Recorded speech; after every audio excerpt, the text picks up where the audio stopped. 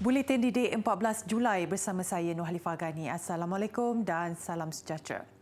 Prihatin dengan situasi pandemik semasa, lebih-lebih lagi kepada petugas barisan hadapan, program petrol percuma untuk penghantar makanan dianjurkan selama 5 hari di Kuantan, Pahang. Penghantar makanan bermotosikal boleh mengisi petrol di stesen Petronas Tanjung Lumpur sehingga Jumaat ini. Inisiatif itu diambil Kelab Keluarga Yayasan Pahang bagi menghargai kesungguhan penghantar makanan bermotosikal yang bertungkus lumus memberi perkhidmatan sepanjang tempoh pandemik COVID-19. Mereka yang ingin mendapatkan petrol secara percuma tidak perlu mendaftar atau mengisi sebarang borang.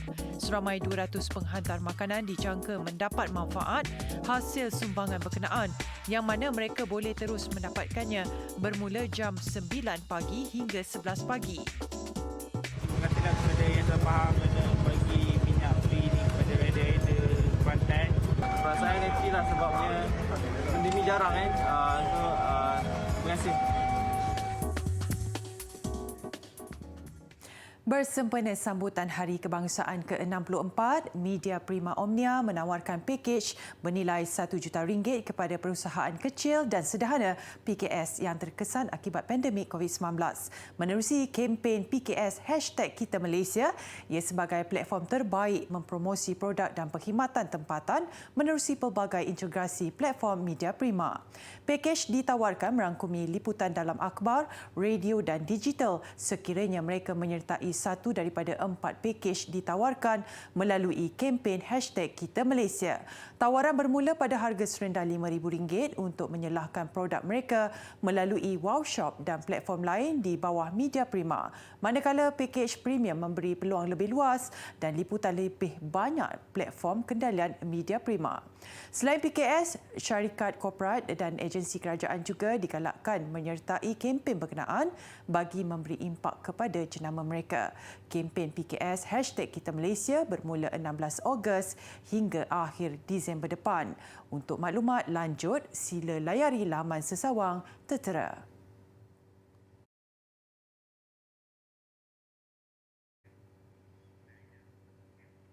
Selama 2 hari berturut-turut, jumlah vaksinasi harian COVID-19 di negara ini mencatat angka lebih 400,000 dos suntikan. 424,541 dos suntikan diberikan semalam, manakala 421,479 dos dicatatkan Isnin lalu. Menerusi hantaran di Twitter, Menteri Kesihatan Datuk Seri Dr. Adham Baba berkata, daripada jumlah vaksinasi semalam, 260,286 adalah dos pertama, manakala 164,255 adalah dos kedua.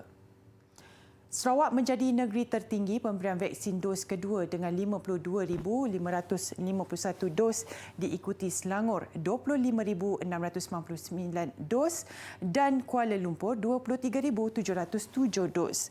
Setakat ini, negara mencatat pemberian lebih 12 juta dos vaksin sejak program imunisasi COVID-19 kebangsaan dilaksanakan 24 Februari lalu. Anak perlis ke berapa? Okey. Okey. Alright. Free.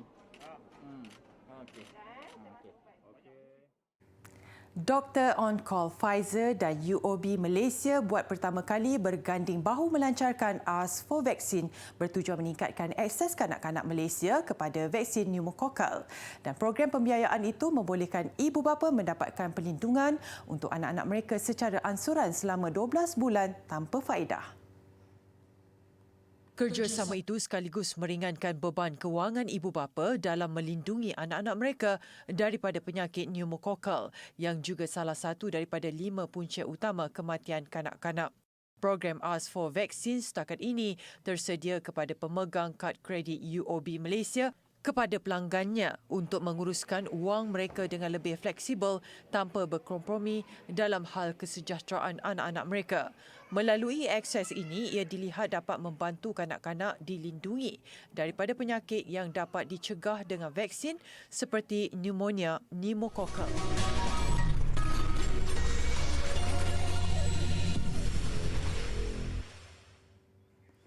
Pejabat Pendidikan Daerah PPD Meradung Sarawak menganjurkan Expo Pendidikan dan Kerjaya secara maya bermula hari ini dan esok.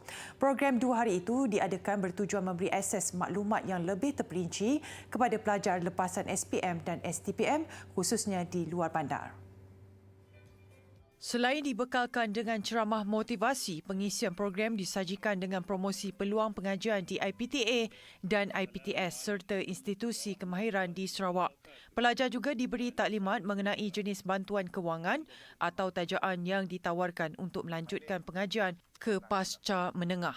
E-Expo bertemakan dilema selepas SPM ini, platform terbaik buat pelajar memilih kerjaya dan bidang yang sesuai dengan minat dan potensi masing-masing dengan merujuk kepada promosi yang ditawarkan institusi pendidikan. Program hari kedua esok boleh diikuti secara langsung bermula jam 8 pagi di pautan yang disediakan melalui Jabatan Pendidikan Negeri Sarawak. Menjalani kehidupan sebagai pelajar institusi pengajian tinggi, IPT memerlukan daya ketahanan mental yang kuat, apatah lagi pembelajaran secara terbuka atau Open Distance Learning ODL. Bukan sahaja menuntut pelajar berdikari selain tiada bimbingan secara terus daripada pensyarah dan juga rakan-rakan, ramai juga pelajar semakin tertekan.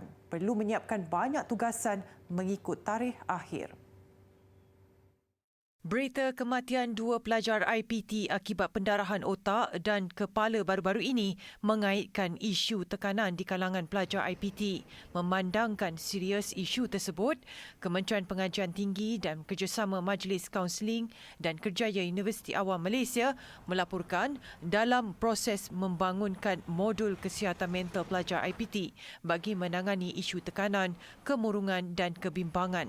Selain itu, KPT bakal menyediakan perkhidmatan kaunseling membabitkan lebih 150 kaunselor serta pakar psikologi. Kita memohon supaya tiada kuliah ataupun tiada kelas ganti dan juga tiada kuis di hujung minggu ataupun cuti khas ataupun minggu study week supaya pelajar-pelajar ini dapat menumpukan sepenuhnya perhatian kepada perkara-perkara yang lebih utama, khususnya komitmen kepada keluarga dan juga tugas-tugas di rumah. Selain itu, kita memohon juga kepada pihak universiti supaya tiada lagi assignment yang diberikan kepada pelajar pada minggu-minggu akhir, iaitu minggu ke-14, memandangkan minggu itu adalah minggu yang kita panggil minggu hektik, yang pelajar memfokuskan kepada penghantaran tugasan. MPP Universiti Sains Malaysia melalui pandangan penuntut-penuntutnya turut mencadangkan pihak universiti mempertimbangkan supaya tidak semua subjek perlu ada peperiksaan akhir semester selain memudahkan bentuk tugasan pembelajaran. Pihak universiti juga dicadang mewujudkan perbincangan 2 hala antara pelajar dan pensyarah dalam menentukan waktu penghantaran tugasan, kuis dan ujian. Kita sedang bekerjasama dengan unit psikologi dan kaunseling hal ehwal pelajar USIM dalam usaha pihak unit kaunseling ini dapat membantu para pelajar memberikan khidmat kaunseling kepada mereka yang menghadapi masalah tekanan ketika belajar seatas talian, belajar dari rumah ini. Selain usaha daripada pihak MPP, pelbagai cara boleh dilakukan oleh pelajar sendiri dalam menangani stres ketika ODL. Pelajar dinasihatkan untuk tidak terlalu memaksa diri untuk menyiapkan tugasan mahupun mengulang kaji. Sebaiknya ambil sedikit waktu untuk merehatkan diri. Masa rehat ini penting bagi membolehkan minda kita rehat dan tenang kerana saya percaya pada suatu masa kita semua akan mengalami tekanan untuk melaksanakan tanggungjawab kita. Dengan adanya masa rehat ini, we can heal down ourselves and we can become much stronger. Dalam masa rehat ini, kita boleh melakukan pelbagai aktiviti, contohnya membaca buku, menonton filem dan melukis. Ini sedikit sebanyak dapat mengatasi stres dan tekanan yang kita hadapi. Kerana saya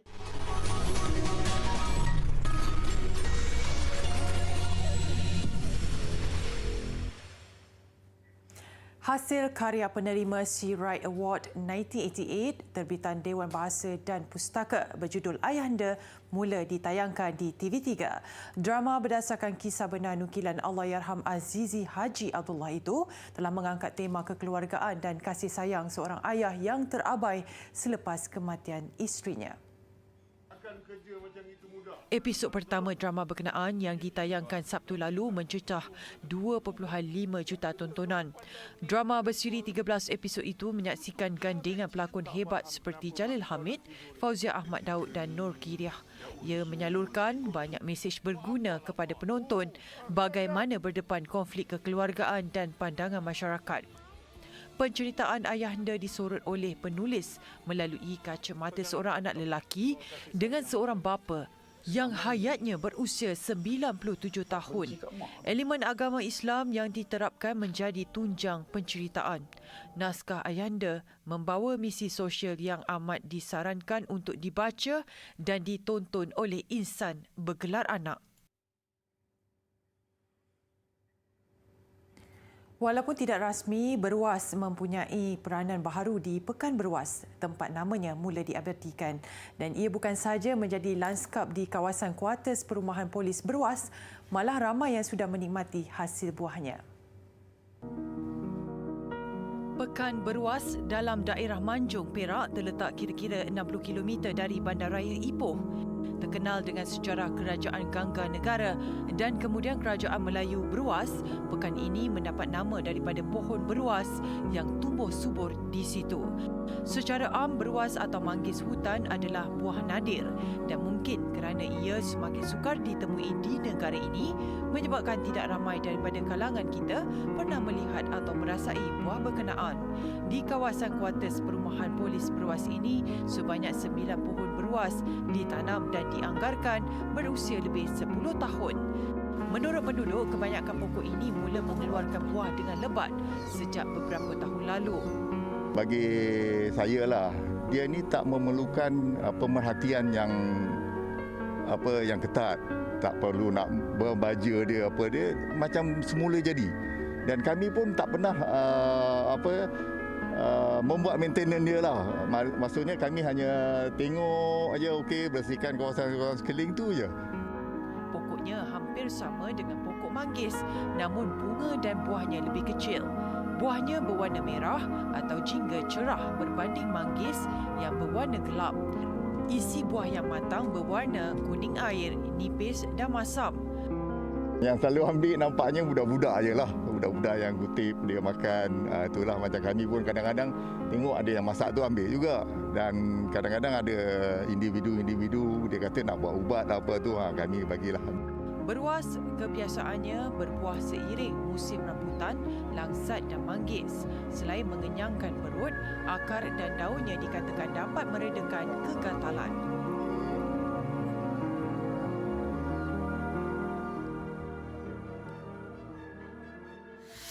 Mulut berbau? Itu stigma masyarakat apabila bercerita mengenai petai. Namun tidak ramai tahu khasiat sebenar petai atau nama saintifiknya Parka speciosa. Petai adalah sejenis tumbuhan berbentuk panjang, mempunyai bijian bersaiz seperti badam dan memiliki bau agak kuat yang kadang-kala tidak digemari oleh sesetengah individu. Ia banyak didapati di kawasan beriklim tropika iaitu negara Asia Tenggara, termasuklah Malaysia. Petai kaya dengan nutrisi seperti serat, vitamin, mineral dan antioksidan yang boleh memberi kebaikan kepada kesihatan kita. Kajian yang dijalankan menunjukkan ekstrak biji petai dalam bilangan tertentu berpotensi untuk menangani stres.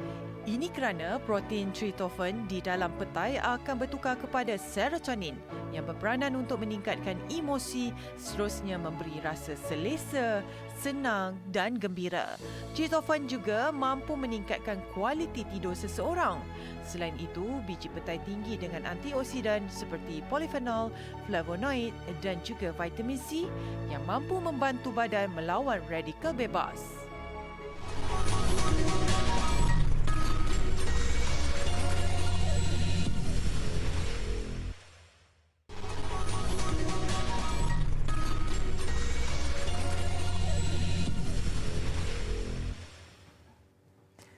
Pelumba bora Hans Grohe, Patrick Conrad berjaya memenangi perlumbaan Tour de France buat kali pertama dalam kariernya selepas cemerlang mengungguli peringkat ke-16 secara solo dari Pas de la Casse ke Son Gaudens. Peringkat ke-16 menghidangkan 4 zon pendakian dengan jarak keseluruhan 169 km. Conrad paling mencuri tumpuan apabila berjaya membuat pecahan pada 36 km terakhir.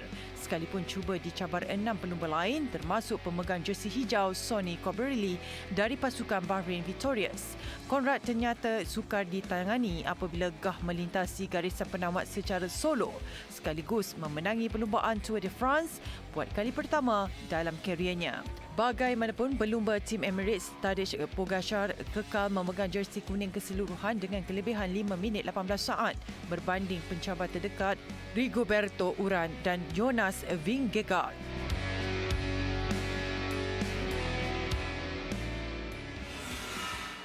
Seterusnya, tenis terbuka Hamburg di Jerman. Daripada 4 wakil tuan rumah yang beraksi di pusingan pertama, hanya Dominic Koepfer berjaya mara ke pusingan kedua kejohanan. Koepfer mara hasil kemenangan 3 set ke atas rakan senegara Maximilian Matera dan pemain berusia 27 tahun itu menang set pertama 7-6, 2-6, 7-6 sekaligus menetapkan pertembungan sengit menentang pilihan utama Stefanos Tsitsipas. Sementara itu, pemain Serbia Laslo Djere mencipta kejutan apabila mara ke pusingan 16 terakhir selepas menundukkan pemain tuan rumah yang juga pilihan ke-7 Jan Lennard Struff. Djere yang kini berada di ranking 57 dunia berjaya menewaskan lawannya itu dengan kemenangan straight set 6-4, 7-5. Beliau akan bertemu pemain muda Brazil Thiago Sebos untuk merebut tempat ke suku akhir. Sedikit berita hiburan. Blackpink baru saja melancarkan sisipan atau trailer filem pertama mereka petang tadi. Terdahulu, fenomena K-pop wanita itu mengumumkan filem tersebut sebagai sebahagian daripada projek meraihkan ulang tahun ke-5 mereka.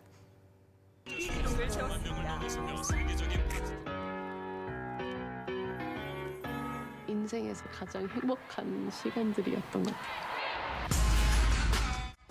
아직까지도 계속 새로운 걸 실험하는 과정이고 4시 모였을 때 하는 게 가장 빛이 나는 것 Blackpink The Movie bakal memuatkan 4 segmen termasuk temu bual khas yang tidak pernah dipaparkan sebelum ini.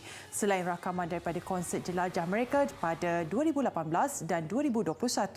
Filem ini dijadual ditayangkan di 100 negara pada Ogos nanti.